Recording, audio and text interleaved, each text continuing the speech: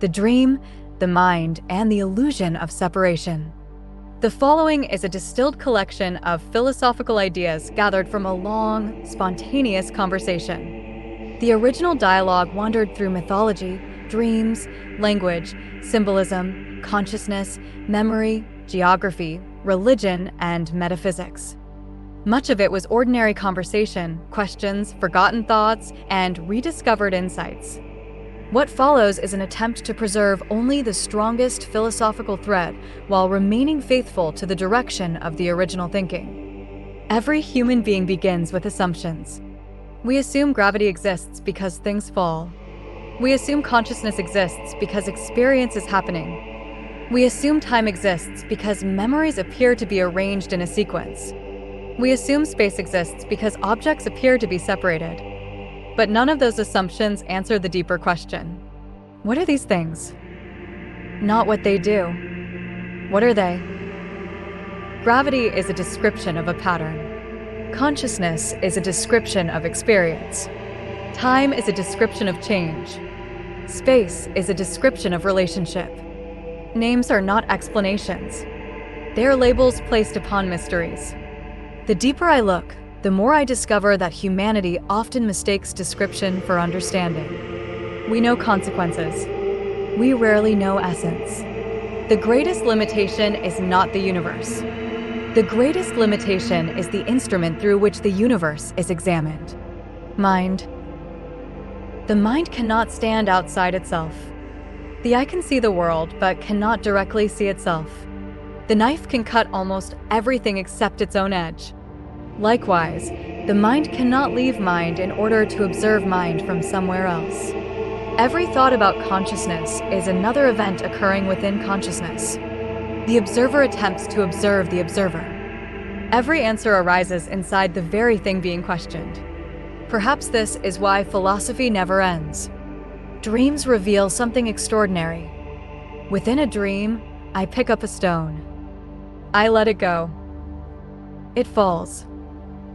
Water is wet. Fire burns. Distance exists. Fear exists. Beauty exists. Objects possess weight. The dream has rules. The remarkable thing is that while dreaming, those rules never appear strange. The dream possesses its own internal consistency. Only after waking do I realize I accepted an entire world without questioning it. Then I ask myself, how do I know this waking world is fundamentally different? Not because it feels real. Dreams feel real. Not because I can touch things. I touch things in dreams. Not because logic exists. Dreams possess logic. Not because memory exists. Dreams possess memory as well. Every test I perform takes place from within the very reality I am attempting to examine. How can the mind prove that the field it occupies is not itself another level of dreaming? This does not prove that waking life is a dream.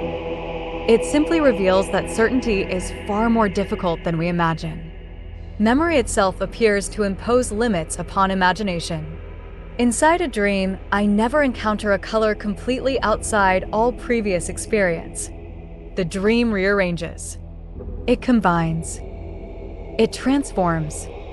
But it always seems to work with material already present within memory. Then another question naturally appears.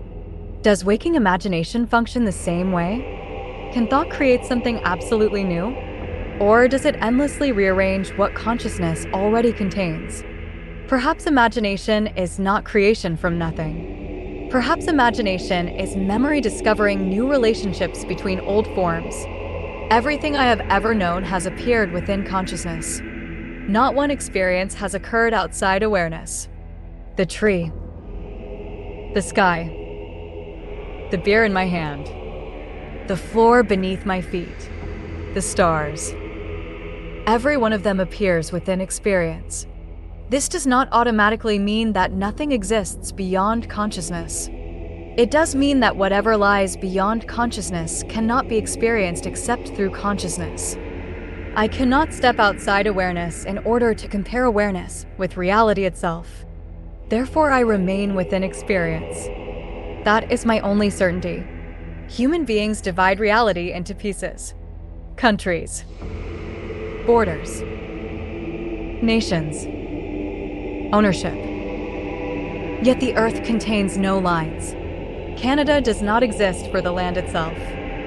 Neither does the United States. Those divisions exist within human agreement. Reality becomes organized through symbols long before it becomes organized through nature. Language itself teaches us to separate what existence never separated.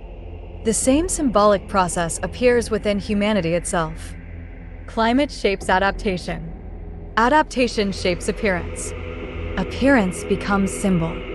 Symbol becomes psychology. None of these observations diminish the individual. Quite the opposite. Every human being contains the whole. No person is merely one expression. Each individual contains every principle, although one expression may become more visible than another through birth, ancestry, geography, culture, history, and the unfolding of life itself. The whole remains present. The part merely becomes emphasized. History unfolds the same way. Nothing disappears. Everything transforms. The old is never destroyed. It becomes the foundation upon which the new appears. The snake sheds its skin. The wine requires a new wineskin. Consciousness unfolds another layer while preserving everything beneath it. Artificial intelligence may represent another such unfolding, not necessarily a replacement for humanity. Perhaps another language, another mirror, another expression through which consciousness attempts to examine itself.